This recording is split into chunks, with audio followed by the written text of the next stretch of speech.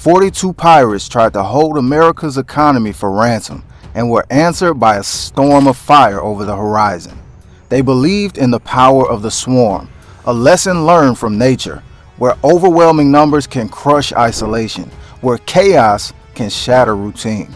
42 boats, an extensive fleet of desperation and greed, materializing from the heat haze to encircle a lone titan of commerce, a U.S.-flagged Maersk container ship. They saw a fat, slow-moving target, a floating bank vault. They thought they saw an easy payday. They thought their chaotic, screaming wave of fiberglass and fire would be enough to force a surrender. They were about to discover that even a merchant vessel flying the stars and stripes is protected by a long, unforgiving reach. The MV Liberty Star, a colossal Maersk container ship laden with thousands of boxes of commercial goods, moved with a slow, ponderous grace across the azure expanse of the Indian Ocean. Its sheer size was its own kind of defense, a floating city block of steel that seemed to defy the waves it rode. To the crew, it was another day on the long haul between continents, a routine of maintenance, navigation, and watches. The ship was armed only with high-pressure fire hoses and a small dedicated security team of former Marines, a deterrent for opportunistic attacks, not a full-scale military force. But in these dangerous waters, the illusion of safety is paper thin. The first warning came from the lookout high on the bridge wing. His voice, initially calm, sharpened with alarm over the radio. Contact, multiple contacts, bearing 270, dozens of small craft. They're moving fast, not responding to hails. On the bridge, the captain, a grizzled veteran of 30 years at sea, grabbed his binoculars. The horizon was no longer a clean line between sea and sky. It was a dark, shimmering smear, a cloud of wasps converging on its position. The number was staggering. 42 boats. This was unprecedented. This was no random act of piracy. It was a calculated, massive-scale assault planned by a warlord with ambitions to control the shipping lane. Their strategy was psychological and physical overwhelm. The first wave of the fastest skiffs raced ahead, their occupants firing Kalashnikovs and RPGs into the air and water around the Liberty Star's bow, a terrifying display meant to shock and intimidate. The second wave moved to flank the massive ship, their goal to surround it completely and prevent any evasive maneuver. The third and largest wave, consisting of larger vessels with boarding ladders and grappling hooks, followed close behind, their intent clear. They planned to swarm the deck from all sides simultaneously. The sheer number of attackers made the standard defense protocol seem hopelessly inadequate. The security team, brave and professional, took up positions, but the math was terrifyingly against them. On the bridge, the captain didn't panic.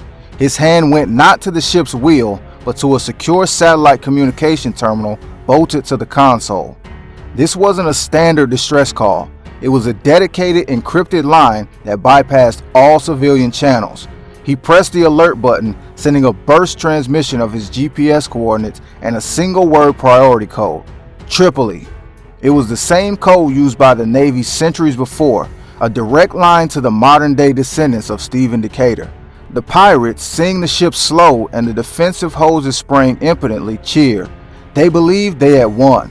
They were swarming the hull, throwing grapnels, and preparing to ascend. They had no idea that their celebration was being watched from hundreds of miles away, or that their chaos had just triggered a response from unimaginable precision and power. 1,000 miles away in the Combined Maritime Forces headquarters in Bahrain, the Tripoli alert flashed on a main screen. The response was immediate and devoid of debate. The order was clear. Execute Operation Guardian Oath. All assets weapons free. Protect the asset. The Liberty Star was more than a ship. It was a vital node in the global supply chain, and an attack on it was an attack on American economic security. The response wasn't coming from a nearby warship. It was coming from the sky. The first thing the pirates heard was a high-pitched scream that grew from a whisper to a deafening roar in seconds. Two FA-18E Super Hornets operating from the USS Eisenhower streaked over the Liberty Star at 500 feet, their afterburners lighting up the sky. They didn't fire a shot. Their first pass was a show of force, a thunderous announcement that the calculus had just changed irrevocably. The pirates on the water looked up, their faces frozen in confusion and dawning terror. The Hornets peeled away, and a new, more sinister sound took over. The steady, rhythmic thumping of rotor blades, not from one or two helicopters, but from 4 MH-60R Seahawks that emerged opposite direction. They were not here to negotiate.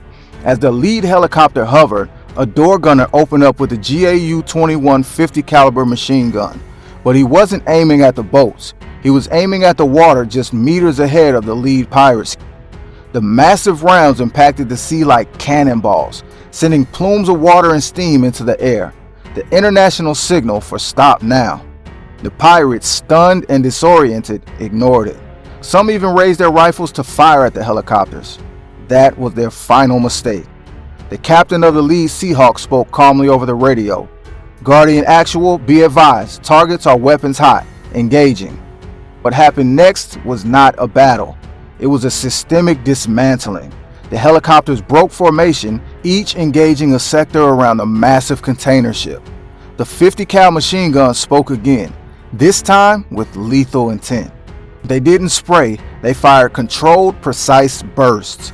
The target was always the same, the outboard engines of the pirate skiffs. One by one, the screaming engines were silenced, transformed into shattered metal. Skiffs that moments before were charging forward now drifted dead in the water, circling aimlessly. The second wave attempting to flee was met by the Hornets, which had now circled back. A single strafing run of their 20mm rotary cannons sent a line of explosive rounds across the bow of the largest pirate mothership, shredding it and setting its fuel drums on fire. The explosion was massive, a fireball that lit up the afternoon sky and sent a shockwave across the water. The chaos was now entirely one-sided. The pirate swarm had been transformed into a killing field. The third wave, seeing the annihilation of their comrades, turned and tried to flee in every direction, but there was no escape. The helicopters hunted them down, disabling their engines with surgical precision. The once proud armada was now a scattered mess of dead boats, burning wreckage, and desperate men treading water. The entire engagement lasted less than 10 minutes.